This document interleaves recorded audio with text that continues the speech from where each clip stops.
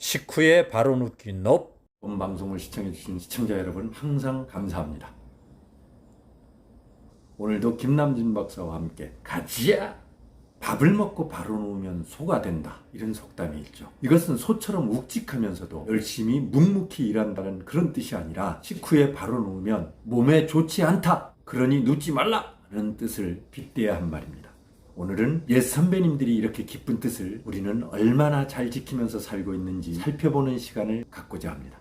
현대인들은 너무 바쁘고 피곤하게 살다 보니 조금이라도 쉴 수 있을 때 쉬고자 하는 마음도 굉장히 큽니다. 이것은 죄가 될 수도, 핀잔이라든가 게으르다라고 할 수도 없는 것입니다.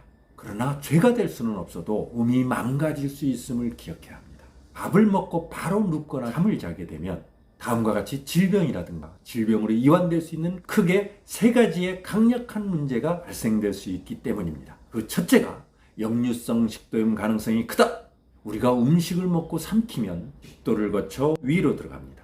이때 윗속으로 내려간 음식물들이 식도로 흘러오지 못하도록 잠금 역할을 하는 관략근이라는 게 있습니다. 그런데 식후에 바로 눕게 되면 관략근이 제 역할을 못할 뿐만 아니라 식도 위치가 낮아져 위산이 역류하게 되고, 이 과정이 반복되면 위산뿐만이 아니라 음식물이라든가 소화효소 등도 식도를 자극하면서 염증을 일으키는 것이 역류성 식도염이라고 알려져 있습니다. 이러한 과정이 반복되는 것에는 생활습관이 커다랗게 자리하며 특히 식사 후에 바로 눕는 습관이 위험인자로서 큰 역할을 하는 것으로 알려져 있습니다. 좀 더 풀어보면 일반 가정에서라든가 회사에서 식사를 하거나 야식을 먹고 난 후 또는 회식이 있고 난 후 집에 돌아오거나 또는 집에서 바로 눕거나 소파에 거의 누운 것과 같은 편안한 동작을 취하는 사람들이 많습니다. 상담을 하다 보니 본인 스스로가 그렇게 하는 사람도 있지만, 우리 애는 또는 우리 엄마가, 우리 아버지가 밥만 먹으면 그냥 드러누워요. 너무 보기 싫어 죽겠어요. 근데 이것은 그냥 보기 싫은 것으로 끝나는 것이 아니라는 얘기입니다. 물론 열심히 일이라든가 공부를 하다 보니 몸이 천근만근 피곤해지고 그 피곤함을 내려놓고자 소파나 침대에 눕는 경우가 대부분일 것입니다. 이러한 현상이 반복되기 전에는 그저 편안함의 극치로 잠도 잘 오고 행복감까지 밀려온다는 사람도 있을 만큼 만족도는 크고 높습니다.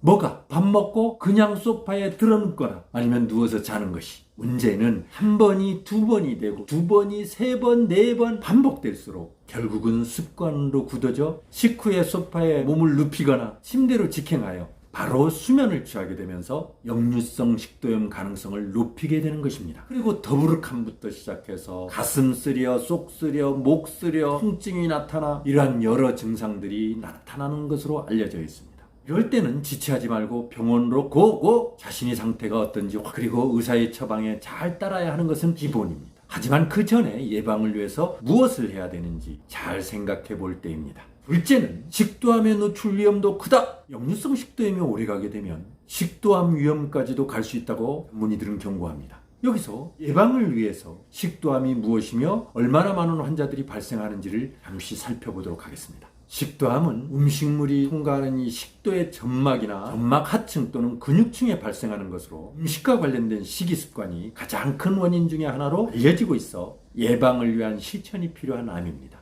한국에서의 식도암 발생률은 1년에 약 2,500명 정도가 노출되고 있어 다른 암보다는 그 수치가 적다고 생각할 수도 있지만 결코 적은 숫자가 아닙니다. 따라서 간과해서는 안 됩니다. 우리에게 참 좋은 노래들을 많이 들려줬죠? 오동잎 한잎 두이. 아마 젊은 세대부터 시작해서 나이 든 세대까지 이 노래를 기억하시는 분들이 꽤 있을 겁니다. 오동잎으로 유명한 이 가수도 식도암으로 고인이 되실 정도로 유명인들부터 일반인에 이르기까지 다양하게 나타나고 있습니다. 특히 가장 문제가 되는 것은 암이 발생이 되면 음식 삼키기가 힘들거나 통증을 느껴서 음식 섭취를 못하는 고통이 따른다는 겁니다. 그래서 더욱 관심, 예방에 대한 실천이 필요합니다. 모두가 아무리 어려워도 먹고 살기 위해서 열심히 사는데 그 먹는 것조차 힘들어서 제대로 먹지 못한다면 그 아픔은 얼마나 클 것이며 살아도 사는 것 같지가 않다라고 말하는 사람이 있을 정도입니다. 이것은 그 과정에서의 고통은 고스란히 본인의 몫으로 감내해야 되기 때문일 것입니다.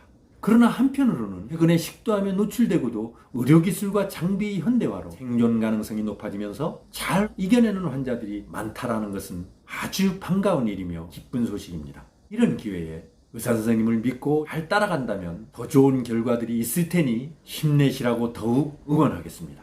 시청하시는 여러분들도 잘 이겨내시라 응원해 주시기 바랍니다. 그리고 셋째는 비만 가능성을 높인다. 징글징글하게 따라다니는 이 비만이라는 인자가 여기에서도 또 나타납니다. 과거에는 식후에 바로 누우면 붓거나 소화불량이 되거나 비만으로 간다는 말도 있었습니다. 그러나 최근에는 소화를 위해서 소모되는 에너지는 일정하기 때문에 누워있다고 소화가 안 되는 것도 소화 속도가 늦어지는 것도 아닌 것으로 알려지고 있습니다. 다시 말해서 밥 먹고 바로 누웠다고 이 덧지거나 소화가 안 되거나 하지 않는다라는 말입니다. 서 있을 때와 비교해도 크게 차이가 나지 않는다라는 것입니다. 그런데 맛있는 점심이라든가 저녁이라든가 야식이라든가 음주, 회식 등등 음식을 섭취한 후에 눕게 되면 움직이기 귀찮아서 그대로 자는 경우가 참 많습니다. 몸이 노곤노곤하여 잠이 잘 오는 편이기 때문일 겁니다. 이럴 경우에 잠을 자게 되면 얘기는 달라집니다. 소화기관이 제대로 활동하지 못해서 소화가 더디고 기초적인 열량 소모량도 적어져서 지방이 몸에 쌓이기 쉬운 환경이 조성됩니다. 실제로 살이 더 찌는데 일조를 한다는 말씀, 이것은 소화는 계속 진행되지만 진행 속도는 늦어지고 에너지의 소모도 깨어있을 때보다 많이 줄어들면서 남아있던 음식물들이 체지방으로 축적될 가능성이 높아진다는 것입니다. 특히 야식을 먹는 사람들은 배부르게 먹는 사람들이 많습니다. 따라서 이러한 현상이 두드러지게 나타나는 것도 그 원인 중에 하나라고 할 수 있습니다. 결론적으로 정상적인 식사를 했든 간식이나 야식을 했든 음주나 회식을 했든 간에 음식을 먹고 난 다음에 바로 잔다거나 눕는 것은